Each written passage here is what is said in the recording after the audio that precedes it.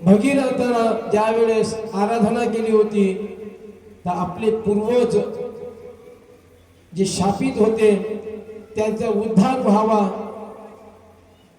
नाही का, म्हणून गंगा अवतरित झाली पाहिजे. म्हणून असे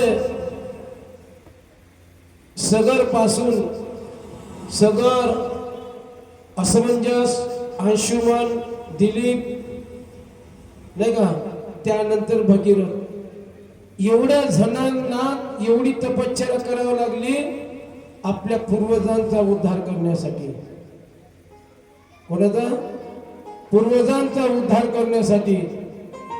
आणि पूर्वजांचा उद्धार करण्यासाठी कशामध्ये होतो उद्धार? गंगेमध्ये स्नान केलं का उद्धार होईल. आणि म्हणून त्यांनी गंगा कशी अवतरित झाली? ज्यावेळेस बलिराजाला वामन रूपामध्ये भगवंतांनी 3 पग भूमी मागितली होती, त्यावेळेस भगवंतांनी मागितल्यानंतर बली हा कोणाच्या वंशातला होता? हा हिरण्यकश्यपू यांच्या वंशातला होता नाही का.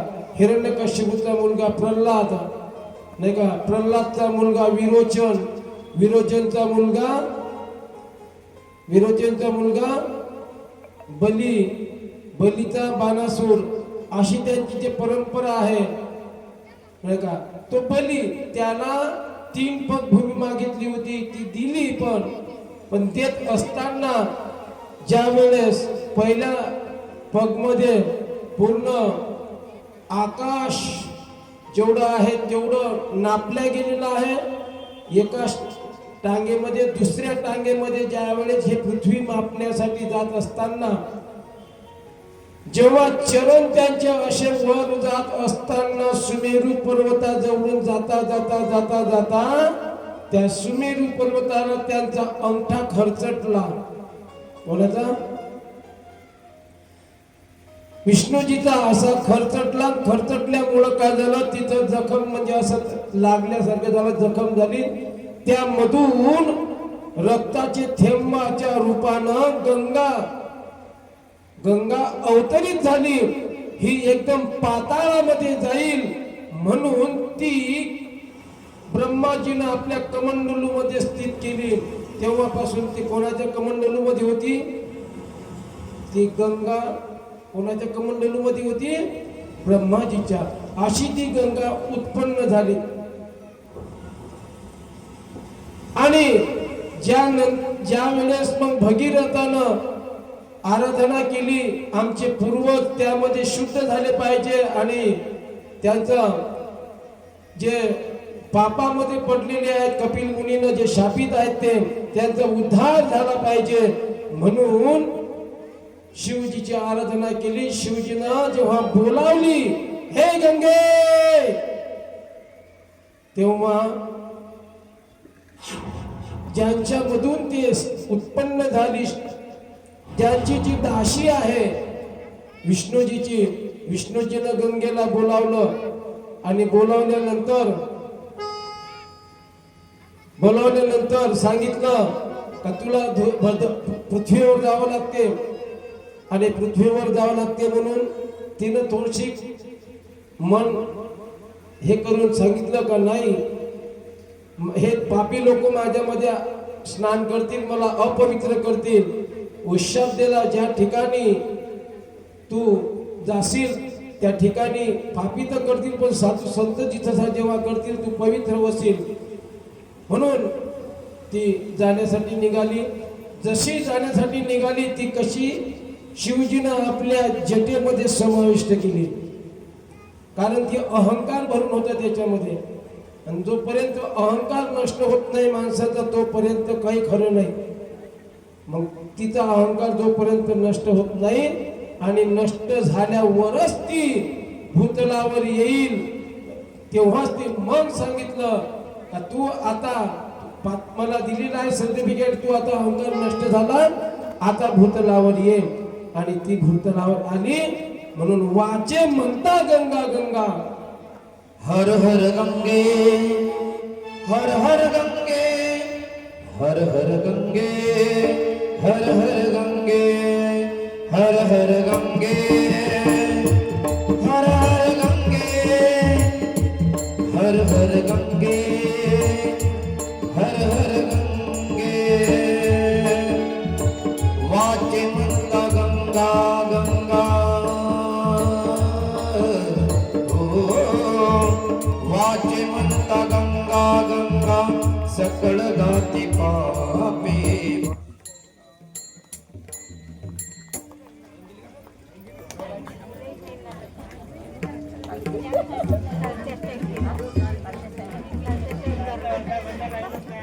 फोन किती वेळा देते म्हणा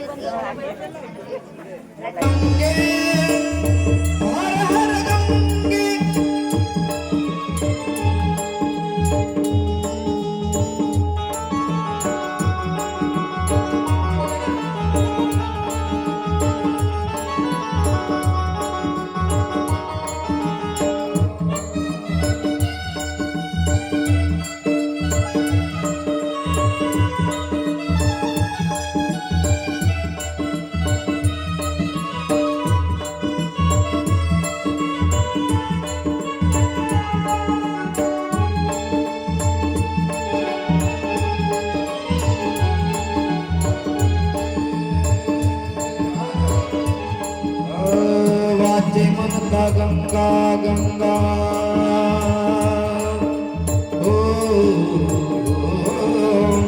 वाचे म्हणता गंगा गंगा सकळ जाती पापे गंगा दृष्टी पडता ब्रह्मागिरी ब्रह्मागिरी त्याची नाही आराम पोरी ओ दृष्टी पडता ब्रह्मागिरी ब्रह्मागिरी त्याची नाही आराम पोरी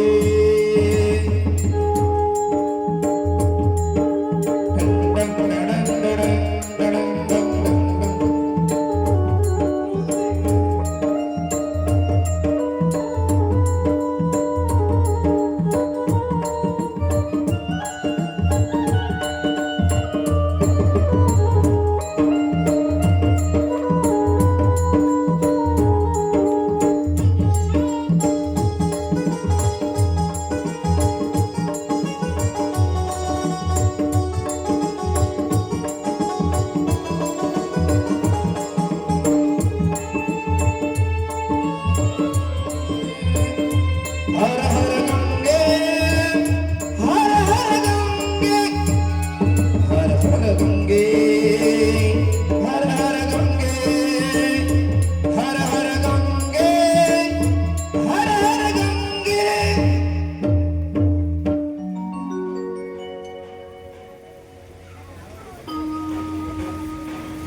अशा प्रकारे गंगेचं अवतरण झालेलं आहे आणि त्यामध्ये त्या सगरचे सर्व मुलं मुक्त झालेली आहेत आणि त्यानंतर भगवान शिव एका एकांत वासामध्ये गेले असता ध्यान करत असताना त्यांचा एक कपाळातून श्वेत बिंदू निघालेला आहे. त्या श्वेत बिंदू मधून एक भौम म्हणजे मंगल नावाचा एक पुत्र चतुर्भुजाधारी असा मंगल उत्पन्न झालेला आहे आणि छोटासा असताना पासून तो शिव पूजित होता, शिवचं भजन करायला लागला. मग आता याचं पालन पोषण कोण करावं म्हणून पृथ्वी म्हणतंय, पृथ्वी काय म्हणतंय आणि पृथ्वी म्हणतं हे प्रभू हा जो मुलगा आहे हा मला द्या. ज्यावेळेस तिला तो मंगल देऊन दिला आणि मंगल दिल्यानंतर ती त्याची चांगल्या प्रकारे काळजी घ्यायची. परंतु हा सतत ध्यानात असल्यामुळं ध्यानस्थ शिवजीच्या ध्यानात असायचा नेहमीसाठी. कधी कधी आईसोबत बोलणं पण होत नव्हतं. आणि एखाद्या वेळेस आई नैवेद्य आणायची, जेवण आणायचं आणि ठेवायचं, ते तसंच राहायचं. आणि शिव ध्यानामध्ये सतत राहत असल्यामुळं तो लहानाचा मोठा झाला. मोठा झाल्यानंतर शिवजी म्हणतात त्याला, का रे बाबा, आईला दिलेला आहे तू पृथ्वीला तुला, परंतु आणि तो म्हणतोय, शिवजी हे प्रभू, हे भगवंता, मला दुसरं तिसरं कोणीच नाही, मला फक्त तुम्ही आणि तुम्ही दिसतं माझ्या डोळ्यासमोर, म्हणून मी सतत तुमचं ध्यान करतो. आई नाराज झाली, आईपासून तो निघून गेला. आणि आईला ज्यावेळेस सांगण्यात आलं का मी तुझ्याजवळ राहत नाही, कारण मला शिवजीच्या ध्यानाशिवाय दुसरं ध्यानच, मग त्यावेळेस भगवान शिवजीने सांगितलं, आशीर्वाद दिला. भगवान शिव म्हणतात, जा, तुला एक असा लोक देतो का तू सतत तुझ्या आईजवळ राहशील आणि तुझ्या आईची परिक्रमा करत राहशील. आणि जेव्हा जेव्हा तुला आठवण होईल, तो मंगळ म्हणतो, आई तुला जेव्हा जेव्हा माझी आठवण होईल तेव्हा तेव्हा मी तुझ्या डोळ्यासमोर येईल. म्हणून पृथ्वीच्या भोवती जो फिरतो तो मंगळ आहे. कोणता? तो ग्रह रूपानं मंगल हा ग्रह पृथ्वीच्या भ्रमण कक्षामध्ये फिरत असतो, पृथ्वीला भ्रमण करतो. आणि जेव्हा जेव्हा तिला आठवण आली आपल्या मुलाची, तेव्हा तेव्हा त्यांच्या जवळ पृथ्वी जात आहे, जवळ जातो, मंगळाच्या त्या कक्षेमध्ये जातो. असं त्या शिवजी पासून झालेला तो मंगळ आहे. तसंच पुन्हा आणखी शिवजी पासून जे उत्पन्न झालेला एक हिरण्यक्ष हा दिती आणि मनुचा मुलगा त्यामध्ये आलेला आहे. असा भाग का त्याला सांगण्यात आलं होतं हिरण्यक्षाला, का जोपर्यंत शिवजीकडून एखादा मुलगा तुला प्राप्त होत नाही तोपर्यंत तू इंद्रपद प्राप्त करू शकत नाही. म्हणून हिरण्यक्षानं खूप असं तपश्चर्या केली भगवंत शिवजीची. आणि शिवजीची तपश्चर्या केल्यानंतर शिवजी प्रसन्न झाले. शिवजी प्रसन्न, आणि हे तो शिव आणि पार्वती ज्या वेळेस एका विरान आणि असं जंगलामध्ये खेळ खेळत होते, लपाछपीचे.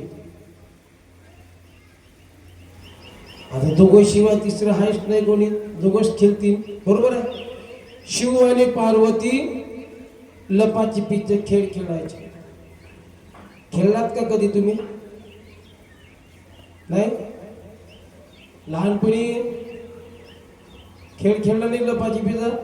धावत धावत जायचं, डोळे झाकायचे, नाही का, सांगायचं, नाही का, डोळे उघडल्यानंतर मग कोण कुठे आहे शोधायचं.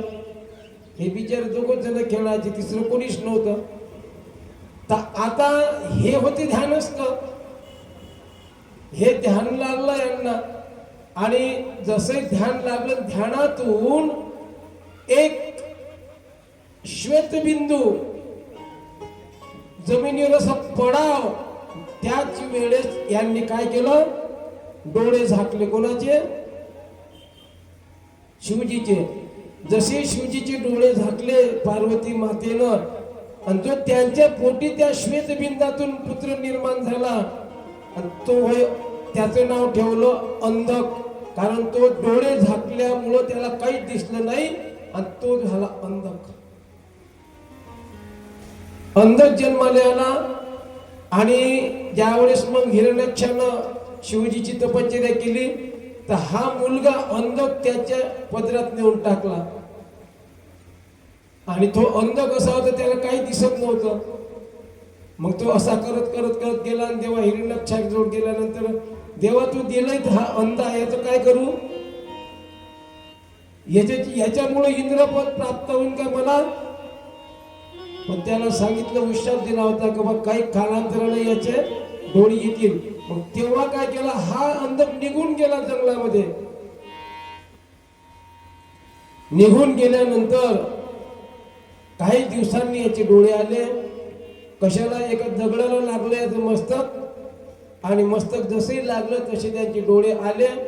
आणि मग तो त्या हिरण्यकश्याच्या घरी येऊन, हिरण्यकश्याला दुसरे मुलं होते त्यांच्यापासून झालेले, पण तो शिवजी पासून उत्पन्न व्हायला पाहिजे होता, म्हणून तो शिवजी पासून झाला. तो अंधक एवढा बलवान होता, एवढा बलवान होता, त्या अंधकनं स्वर्गावर स्वारी केली आणि स्वर्गावर स्वारी करून इंद्रपद प्राप्त केलं. बोला हर हर हर हर महादेव.